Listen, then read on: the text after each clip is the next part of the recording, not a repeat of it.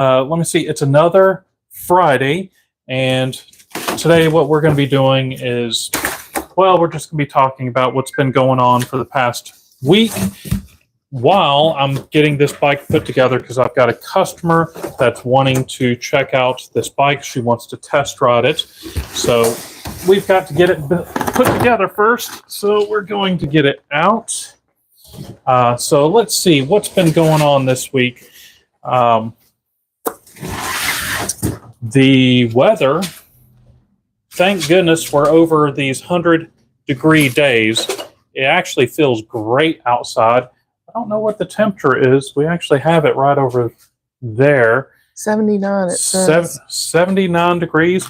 That's not too bad. It actually feels great for what it's been. So we've got the weather. Every time I'm putting one of these bikes together, I've got one of these brake caliper reamers. This is what we use to actually clean out the seat post, because or seat tube, if you're putting a black seat post in there, if there's any edges in here, it tends to scratch it. And I do feel a little something. Let's just try putting this seat post part of the way in and see if it starts scratching. Let's see. It's not too bad, but there's a little bit of an edge. So let's just see. Nope, it went in super easy. But we're still going, it's fine. This isn't bad, but I'm sorry, I still have to clean it out.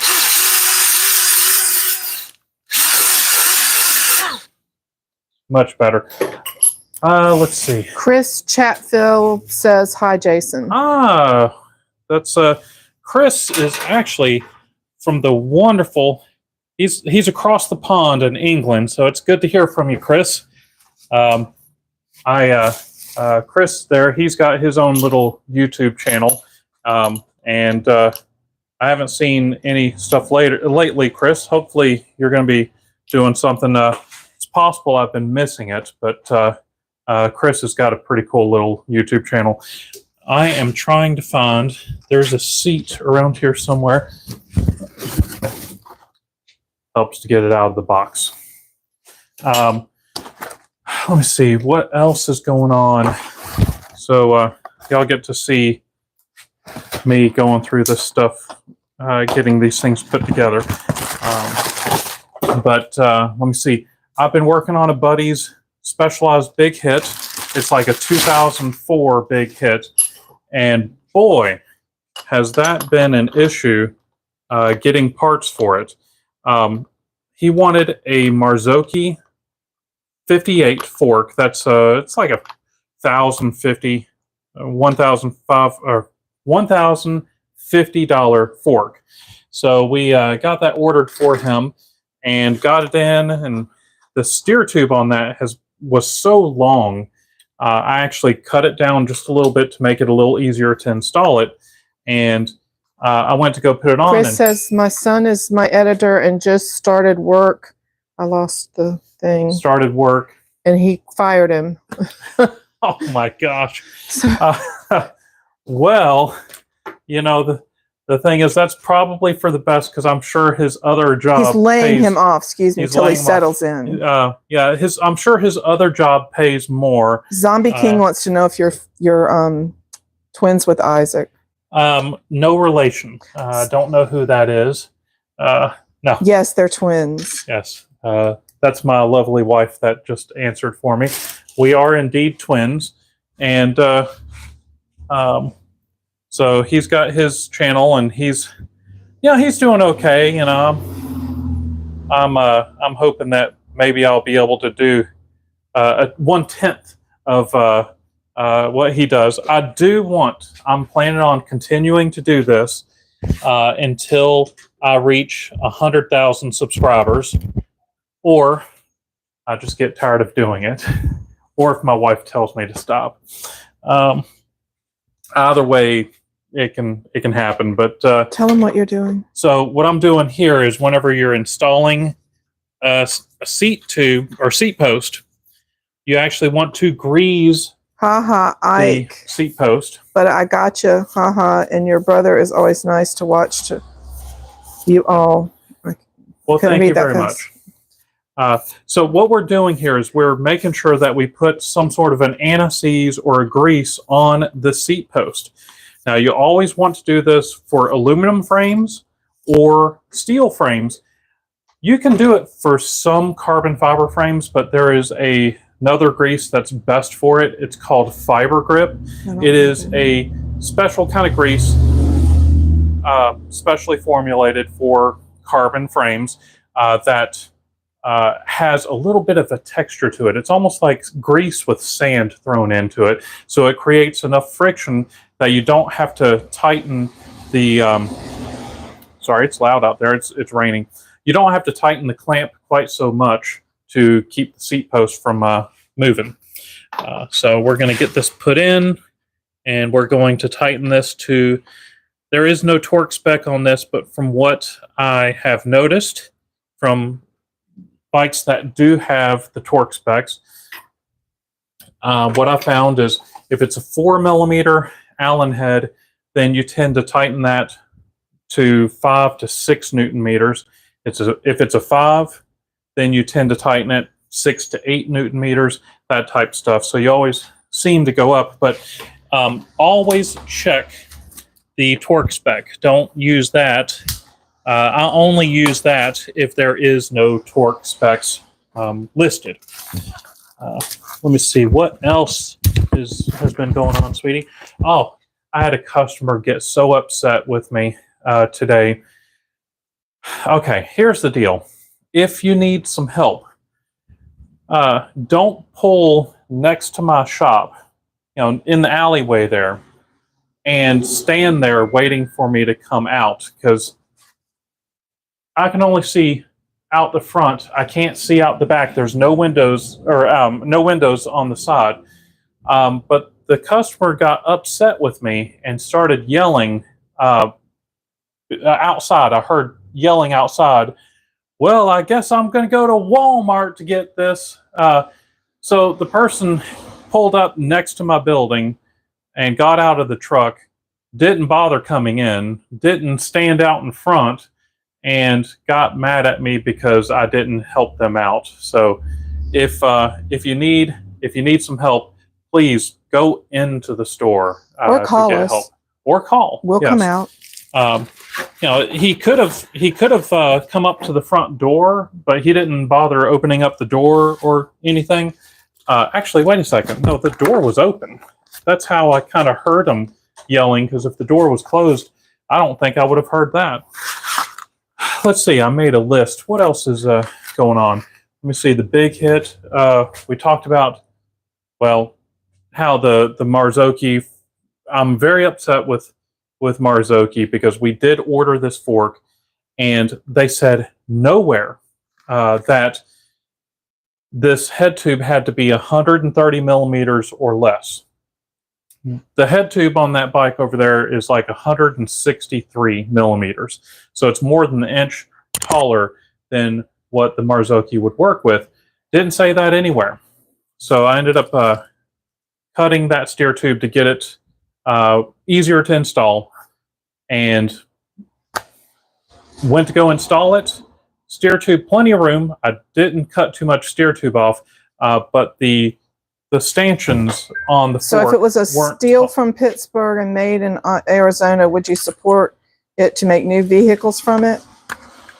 I'm not sure what. I don't know how to bring that back up. Yeah, I didn't finish it. You're going to have to probably ask that again. So anyway, Marzocchi, they couldn't help me out. I had already cut the steer tube, so we're out $1,000, which is hurting. So if anybody needs a Marzocchi 58, I will sell it to you for, how much it cost me, cost and shipping. I will sell it to you cheap. So we ended up going with a RockShox Boxer. We called up RockShox, and the guy on RockShox, very helpful. But he was, I told him about the dimensions being 163, and he said, it should work. And I was like, should? I need to know for sure. And he was like, it should work. So, okay. So we ordered another. This is a $1,800 fork. Thankfully, they did have it on sale. It was cheaper. I could get it for, or I could get it and sell it for $1,400. So $400 off. And oh, that filled in, and no, I swear on my honor, I don't know what I said. I couldn't read all of it. We'll try to come back to that. So basically, we went back and forth, and he was like, oh, it should fit. So I'm like, dang it. So I ordered it, and it came in, and before mounting it, I put the crowns to the extreme, as far down as it could go and as high up as it could go. And I measured, tarps are fine. I measured it, and it came up to 150 millimeters. So that still meant that we were 13 millimeters short. I went onto the website, and I found a couple of step-down crowns, and I called up SRAM again, and I was talking to them. They couldn't tell me what the offset was. So I couldn't tell if it was 10 millimeters or if I could tell it was 4 or 15. It looks like it's closer to 15 millimeters because after putting it on, we had about 2 millimeters to spare. So we got his fork put on, which is great. So I got the wheel put on. It's looking beautiful. I go to put the front brake on, and sorry, Steve, we're still working on your bike because I went to go put the brake on, and the brake is not lining up with the disc. So apparently his front hub that's on this is slightly different than the new one. Now, this new fork did say 23 millimeter 110 boost. Okay, so apparently he's got a 110, but not a 110 boost. So there's about 3 millimeters that I need on there. So we just ordered a new hub, and we're going to be building this front wheel, reusing his front rim, and new spokes, new hub, just so we can get his brakes on there. But it's ordered. We're going to be good because we're going to be leaving for the mountains here in the next 2 weeks. So we should be fine. But have you been using the motorbike you and your brother bought? I haven't. I really need to. They're fun. But it's just been sitting next door. See, the problem is I've been working so much. I get up early in the morning. Is it electric? No, it's gas. The one that we've got is gas. We're working on getting an electric one. I love the gas ones. They're great. I'm going to be excited to get an electric one. We're supposed to be getting an electric one to play around with, but we'll see. We were supposed to already get it, and we haven't. That hasn't happened yet, but we'll see. Let me see what else is going on. Let me see. So many e-bikes. Oh my gosh, we have been getting so many e-bikes. Is the glare bad over there, or is it okay? A little bit. All right. Well, sorry guys. So we have been getting so many e-bikes, so many electric bikes. They've had their little voluntary recall with the brake situation. Look, they've been replacing a lot of brakes with hydraulic brakes, and they've been replacing some with cable actuated disc brakes. And I've had some people get upset about them not getting the hydraulic brakes, but I'm going to tell you right now, it's okay, because the mechanical disc brakes, as long as they're installed properly, they are very powerful and they work really well. I love mechanical disc brakes. I also like hydraulic brakes. The hydraulic brakes are going to be a little bit more powerful. They're self-adjusting. Hydraulic is great. Hydraulic is great until it's not, because the problem is if you get air into the system, if you get a leak, there's actually a couple of, right now Trek is having a recall because their front light was actually pushing against the hydraulic line, and it's causing that line to fail. If that was a mechanical disc brake, we wouldn't be having that problem. So there's good and bad to both. I like both. So don't worry. If you get the mechanical, it's great. If you get the hydraulic, it's great. They're both really good. Let me see that. Okay, would it be okay to contact you if I have questions? I'll pay for each lesson if you'll learn my Pathos system for free. I don't know what that means. I'll have to check that out later. Let me see. Oh, we've got a birthday, here. Happy birthday, Tammy. Did I get that right? Yes. Okay, Tammy. Not Timmy, but and not Tammy. And not Tammy, but Timmy. So happy birthday. I hope you have a great birthday. Let me see. I haven't been getting much done here. I've been just jabbering away. How many minutes have we been at? 16. 16 minutes. I'm sorry. We try to keep Zombie these. King Timmy. Yes. So thank you very much. We're going to go ahead and wrap this up. Sorry, I didn't get very far on this, but we're going to keep on getting this built. I hope y'all have a wonderful day. I hope the weather is as nice feeling as it is here. It's great here, even though it's a little bit wet. So anything else before we close up? Anything that you can think of, sweetie?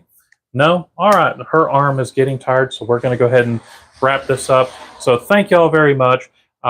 Think of any questions that you can throw our way. We're happy to answer them. We might do a video on them. Thank y'all very much, and we'll see you later. Thanks.